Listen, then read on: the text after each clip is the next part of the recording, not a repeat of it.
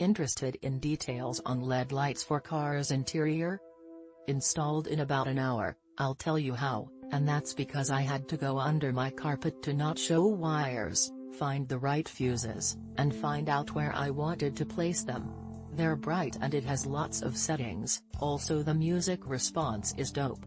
One minor issue I had that you might not find an issue, is that all 4 light wires go directly into the control box you use to adjust the lights. This causes it to show a lot of wires, but the way my car is, I am the only one that sees them.